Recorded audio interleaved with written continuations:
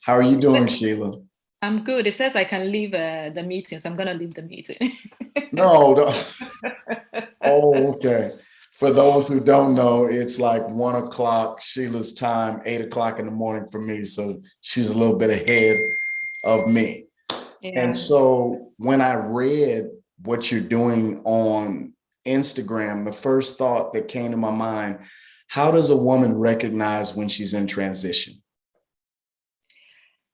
So I think for me, it's actually when you are out of it that you realize that that was a period of transition for me. But to clearly be able to identify what whilst you are still in it, it will be when you actually feel like there's one place you need to get to. You just finished. So an example can be when you're in the process of applying for jobs and you are unemployed, not when you have a job and applying for a different one, but when you are unemployed and trying to get a job. That period in between you sending the applications and waiting on a response is the transition period, because you don't know. We can either go two ways, yes or no. So yeah. And so tell us a little bit about your transition, because when I met you via Zoom, the story that you share with me was not only intriguing, I know that it's going to help someone listening to this. Well, I've been in transitions, plural, many times in my life. And looking back today, that's the main reason why I am a coach and want to help women who are maybe going through the same thing or don't even know that this is a place they are in and they can actually get out of with a switch in mindset and attitude. So I think back in 2013, um, I was a new post grad, applying for jobs. Uh, it was a year after I completed my master's. There were literally like applications after applications after applications with rejections upon rejections. And the more you get rejections, if you're not very focused and very confident in yourself, you do get you tend to lose your confidence as well as belief in yourself, like what you're capable of and stuff, because you've got the degree and everything, but why is it that you're being rejected for the jobs you're applying for? To the extent that I wasn't only applying for qualifying jobs, I was even applying to sit at the till in a supermarket. But I was being rejected for those as well, because coming from Denmark, I wouldn't be a highly educated person at that time, wouldn't be employed to sit behind the till, because the employer would have to pay me almost as if they were paying somebody who was highly educated if they are Mhm. employed, not a till assistant. So I still kept applying. Then at a point I was like, okay, I was in Denmark at this time. I'm like, what am I doing? Because it's not as if I can only speak Danish. I speak English as well. So why don't I kind of look outside and apply maybe to different countries? So I did. I started applying to jobs in England, and I got a couple of interviews within 2 weeks. At that time, I was visiting my sister, and then I decided to go back after 2 weeks and still try in Denmark. But then since I put in applications here, I had some interviews lined up. So I flew back, had interviews, and yeah, 2, 3 months later, I had a job in England, and I moved. That is 6 years ago to England.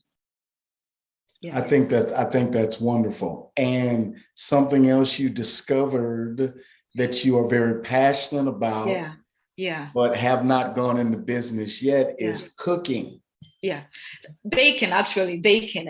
So, and this is one thing I kind of draw on a lot when I'm talking to my clients, because a lot of the times when we really want something, and we are that focused on that particular thing. All other opportunities and inspiration that comes along, we refuse to acknowledge it.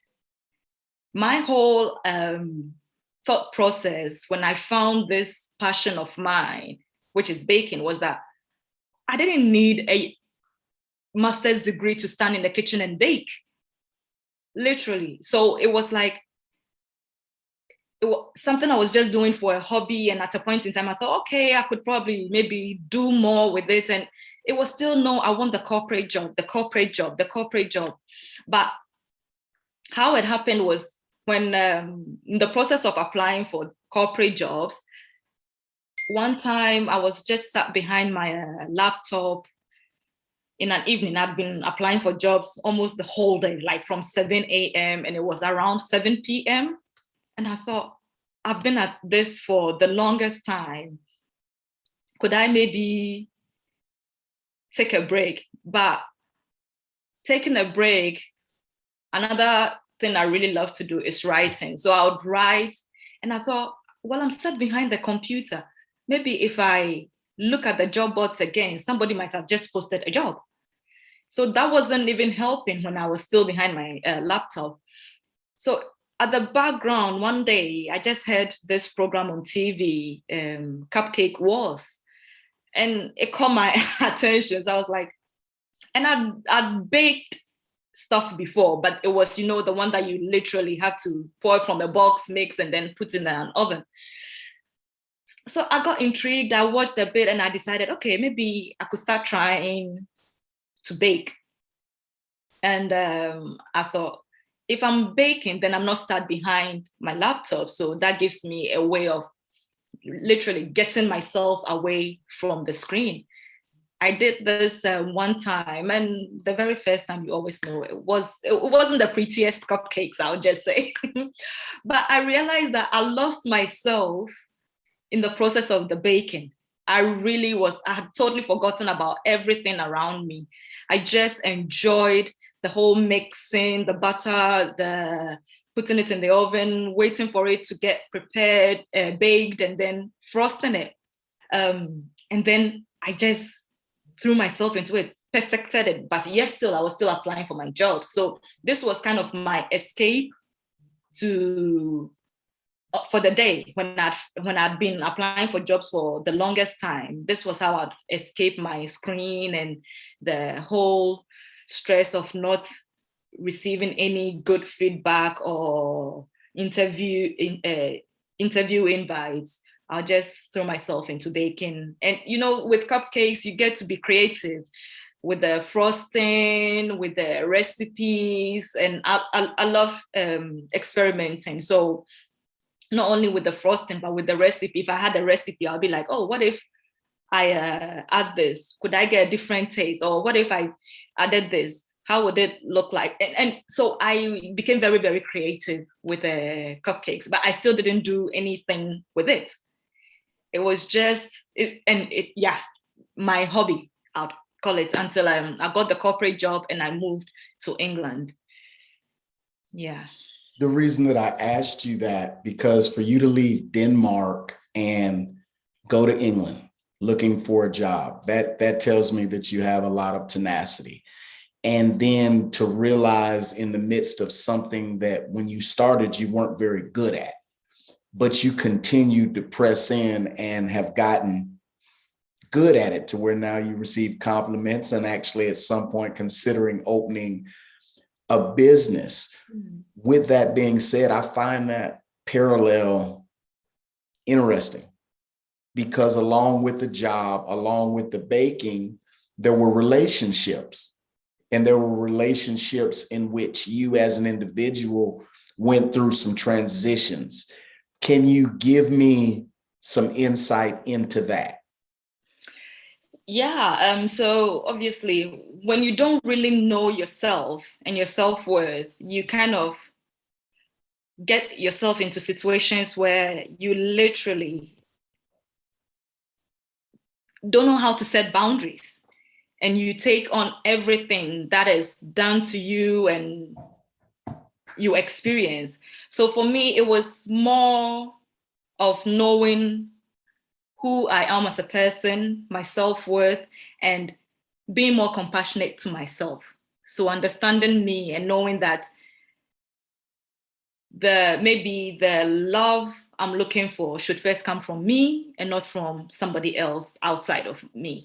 So that was the biggest lesson I learned looking back now at the different relationships, because I've like, if growing up without knowing your self-worth, and not because my parents didn't give me, because I don't remember a time when my parents would have said something mean for me to feel worthless. But I always think back and I trace it back to my school days and relationships with former friends that kind of built layers of unworthiness on the little girl that I was. And it became a part of me whilst growing up. So I thought that in relationships, in order for me to be accepted and loved, I had to literally love too much, give too much of myself to the other person whilst neglecting my own needs. So like if a former partner told me, well, you don't have to wear your hair like this, then I wouldn't wear my hair like that because I wanted to please that person. But what if I myself really loved wearing my hair as an afro or in braids? I stopped doing all those. And this is because I didn't know who I was as a person. And I wasn't accepting myself as I am and as who I am. So it was a couple of these very unnecessary, like, I don't even know how to put it, but it was some of these experiences that, thinking back now, I thought anybody who really has confidence in themselves and knows their self-worth would be able to say, but I don't really care what you think. Yeah, we are in a relationship, but I feel comfortable and I like myself looking like this. Yeah, maybe you would want me to carry myself in a certain way because of your social circles. But if that doesn't make me feel good, then I'm not supposed to do it, because I am not supposed to make myself suffer in order to make you feel good. And True. this is a thing a lot of people, and especially women, we do, and we forget when we are in relationships, that we bend over backwards. And I'm not saying don't compromise or don't do things to make your partner happy, but before your partner should be happy, you should be happy, because you are not responsible for their happiness. Each I and every one agree. of us is responsible for our own happiness, and together we create a common environment of happiness. But if you are expecting me to do myself over or change everything about me in order to suit you and your social status and stuff, that is not being fair, and that is not you being true to you. And there were so many times in different relationships that I did that. And like I said, that was before I knew my self-worth and everything. So it's funny how you grow through them. And looking back today, I'm like, I don't regret any of them, because without them, I wouldn't have gone through the transitions and grown as much as I've grown now, and be able to be in a position of setting healthy boundaries. This is me. Everything, accent, color, hair, looks.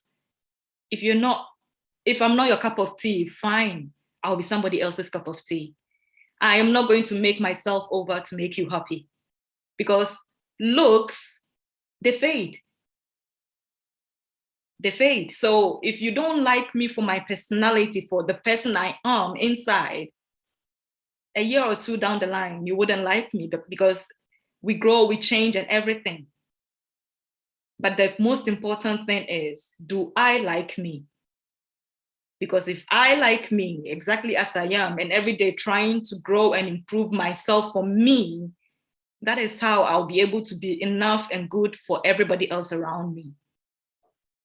Totally agree. That story that you shared, a little insight when we had spoken before about the little girl, and correct me if I'm wrong, Mm. that you were in a circle and she had a book. Yeah, yeah, And the little girl was your best friend at the yeah, time. And so as the book went around the circle, when the book reached you, she stopped the book, yeah, skipped over you, and passed yeah, it to another. And you were relating to me how that affected you yeah, yeah, throughout life until you reached a point to where you look back. And I can identify with that because there are certain things that I didn't get or certain perspectives that I had as a child that greatly influenced me when I became a man on the outside.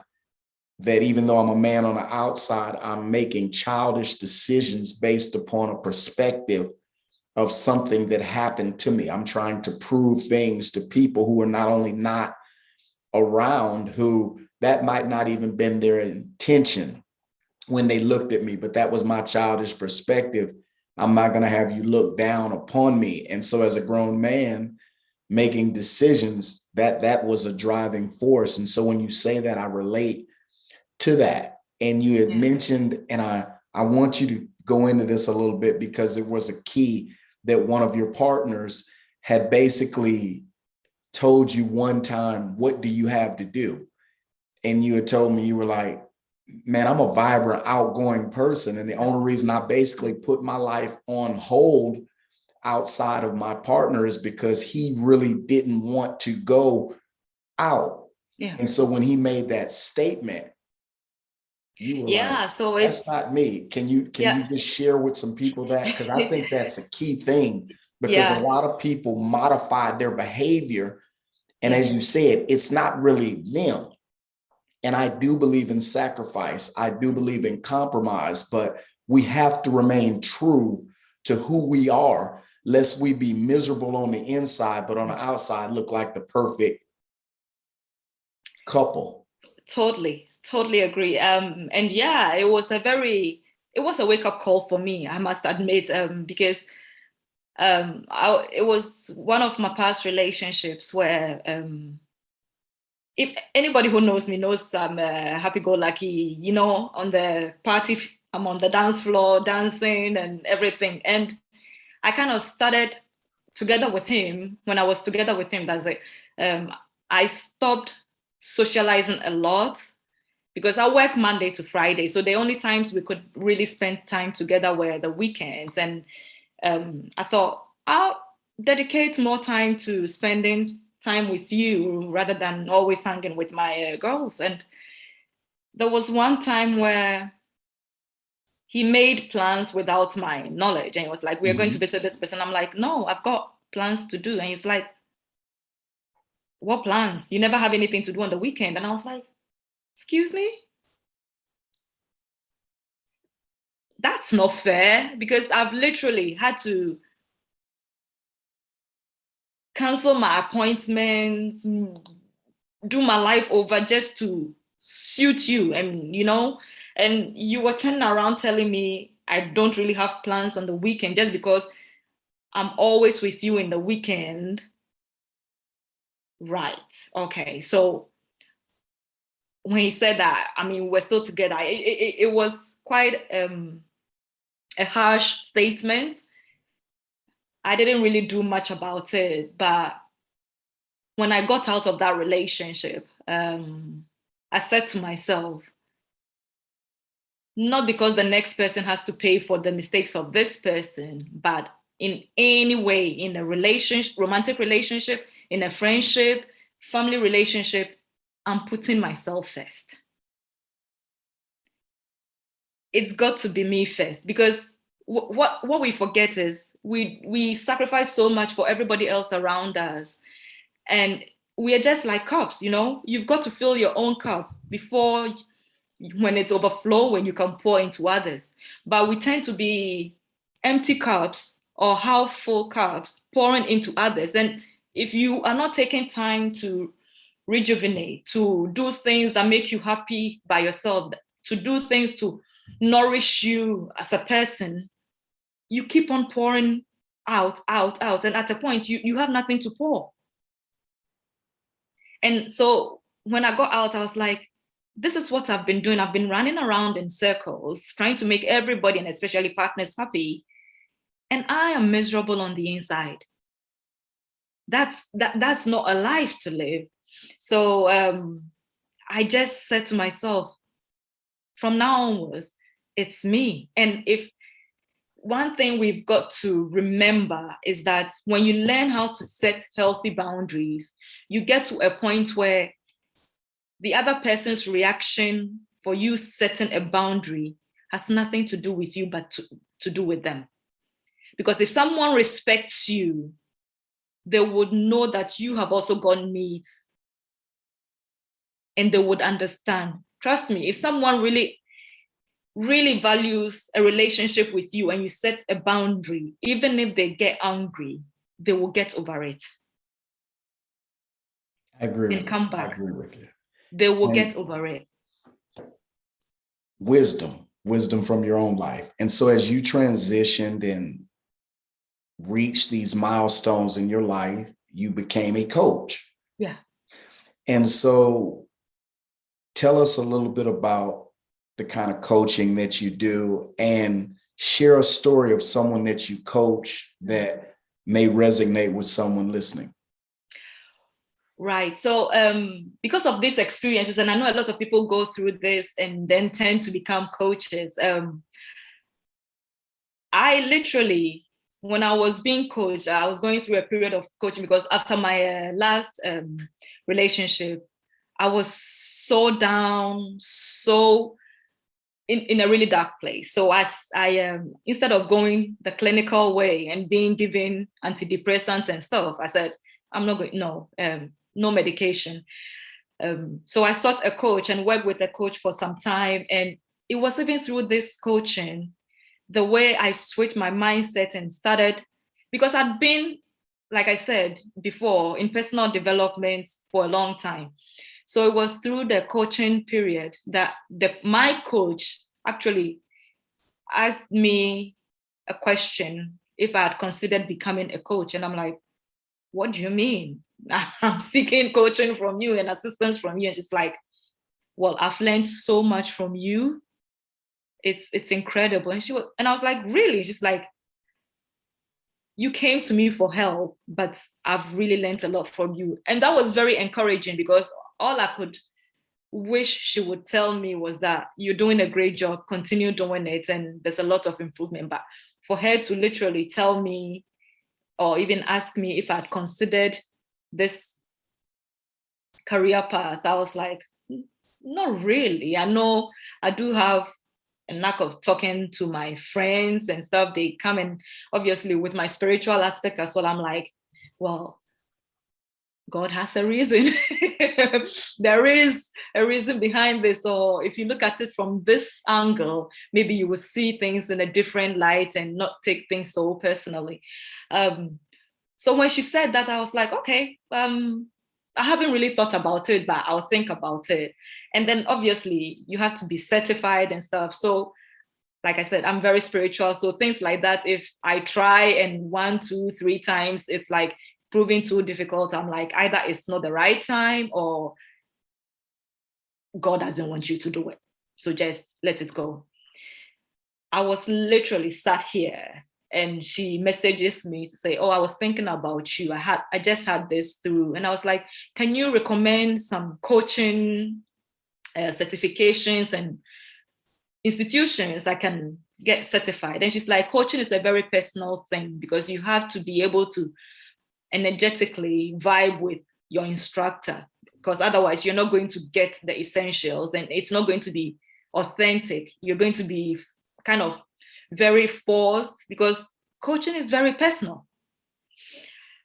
So she didn't recommend any to me, and I was like, okay, well, I'll do my own research. So I was doing research and not even thinking much about it. And then she sent me an email a week later. She was like, this just came through to me. You might want to consider looking them up. And the other courses I had been looking at were oh my God, at that time, with the mindset I had, way above my what I had and was ready to pay for. So I was like, oh, even if I had to split it in like 5 payments, I wouldn't be able to finish paying this off and still be living a normal life. It's too much. But then the email she sent me was this coaching certification, which had literally a monthly for over a year payment, and it was like the exact amount I could afford. So I got in touch, got enrolled, and I took this whole year certification and started coaching. But as life coaching, everybody has their way of coaching, and life coaching is very broad. I specialize in actual self-worth. So building your confidence, your self-worth, your acceptance of who you are, exactly as you are and where you are in life at the moment. And so do you have a story of someone who you've coached? I'm not looking for their name, but just when you coach them, you actually learn something. I have loads of what's it called, experiences and stories. And one that is very profound was, it's actually 2, but I'm going to kind of summarize it. So both of them are mothers. And I was really touched when later on they kind of told me how much they had benefited from our sessions. So there was one mother who's got kids, and she's also once again in a transition of having completed her education, applying for jobs, but has not been successful. And because she's so frustrated and things are not going her way, she kind of sees herself as not, I would probably say not worthy. Those weren't her exact words, but looking back, that's the word I would say, like that she couldn't get a job or even with her degree. And so whilst we were going through coaching, I kind of made her aware of a few things where she was like, that really helped me change my perspective a lot, because she's got, like I said, she's got kids, and one of her children was having challenges at school. And if with the government sector, you'll be just a number. Nobody really will pay particular attention to a child in the midst of like 20 other children in the same classroom. So at some point she had to kind of take care of the child at home. And she was like, I feel like I'm just a mom. And this is one word I want to be taken out of the dictionary, just. So I never use love yourself just as you are. I always use exactly as you are, because the word just for me diminishes your value. Even in a conversation, if someone says, oh, don't worry, it's just, or just do this. If somebody is going through mental struggle, you don't say, just get up and go for a run. You don't know what they're going through. So that word just, so when she said, I feel like I'm just a mom. I finished school, university, I can't get a job. And I'm like, you are not just a mom. You are an amazing mom. Let's switch the whole conversation, and let me give you a different perspective of looking at yourself. You've got 2 kids.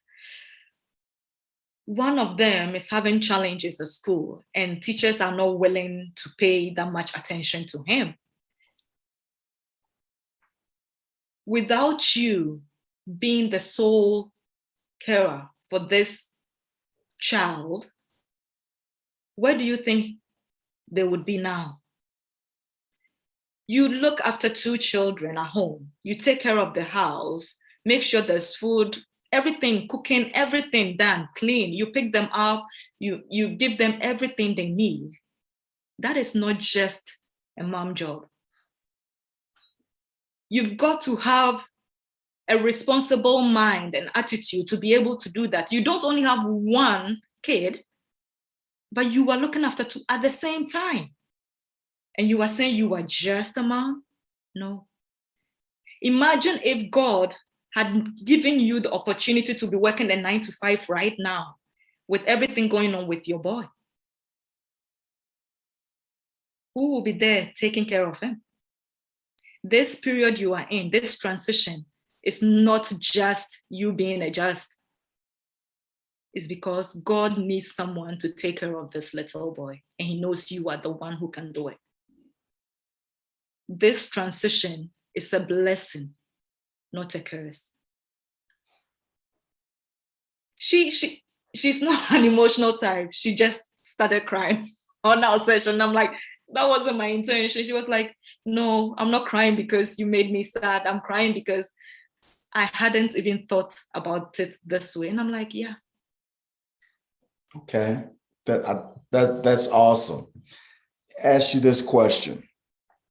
When you say women in transition, is there a particular aspect of transition? Like if I read something and it said women in transition, my first question would be, what are they transitioning from? Is there any specifics when you say women in transition? Yeah, so it can be anything. And it's just like this example I've given you with a mom trying to get a job, but in between the applications, there is this period that you have to wait for. It can be somebody who's broken up in a relationship and wanting to get a better relationship. The time in between, that's where you need to grow. That's where you need to find you again. That is the transition period. That is where we work and do the inner work and mindset shift and everything. Because we always think about the fact that we have a goal and we have to get to the goal.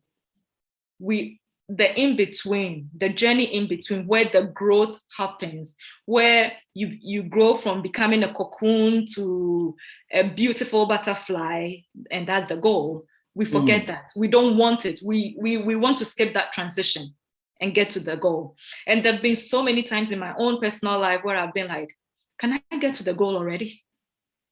But when I sit to reflect, I'm like, no. So I've stopped asking the question when I'm trying to achieve something or get to a place and it's proven challenging. I've stopped asking the question, why me? What I do now is ask the question, what am I supposed to learn from this? And I know it's difficult. It takes a lot of practice and a different mindset to be able to ask that question when you are in the thick of things. But when you are in a situation where you literally can't do anything physically to get to that goal, in that period, in that transition, what can I do that will enrich me, that will give me peace and contentment, but not like acceptance, like this is it for me. You are still working towards the goal, but here and now, what can I do to make life bearable? That's beautiful. That's beautiful. I commend you for the transitions that you've made and that you're making. Something that you just stated that I believe in wholeheartedly. When I was younger, I would believe in skipping through transitions. I would want to take shortcuts. And what I found when I look back is the character that would have been formed in the midst of the transition. Since I skipped some steps, that character wasn't formed. Whether it was in areas of honesty, whether it was in areas of monogamy, it just was the fact that I skipped over those steps because I didn't think they were too important. And now I value, just like you, I value the steps in my transitions, my processes. And that's what I always try to share with people. I said, you cannot recreate the character or the skills that you acquire going through different things in life. And when you do skip, or when you do take a shortcut, time and opportunity will show you, I should have followed the steps. I shouldn't have rushed the process. And whether that shows up in work or relationships, it always shows up. So before we go, are there any questions that you'd like to ask me? Because I love on these interviews just to, maybe there's something that you want to ask or something that you want to share that I haven't thought to even speak about. No questions in particular, because obviously you are interviewing me. So not any that I have to ask you. But one thing I would like to leave whoever stumbles upon this is that wherever they find themselves today, it's not too late. They are not too far gone, or they are not unworthy of anything they desire. We as human beings always forget that life is a gift and it's a blessing to be alive. I know that things might not be as we want them to be, but one thing I always, every day give thanks and gratitude for is the fact that I'm still here and I've still got a part to play in life's big puzzle. Because every day, about 160,000 people lose their lives every day. That's the average worldwide. So no matter how hard it is, how challenging or whatever you are facing, if you get the chance to wake up another day, know that there is an opportunity to change your life by changing your mindset. You are not just existing. You are not just a girlfriend, just a mom, just an employee. You are worthy, you are valuable, and you are loved. That is it. You don't have to prove your worth to anybody. As long as you're still alive, you are worthy. Thank you. I know that is a valuable jewel that you just left. And so I thank you for your time. And I look forward to continuing following you on Instagram and hopefully seeing you expand doing different things. Definitely. Yeah. I've got courses and I've got new programs coming out. So yeah, it will be lovely to meet people and share anything I can do to help people in the journey of getting to know themselves. All right. You have a wonderful day. You as well. Thank you so much for having me.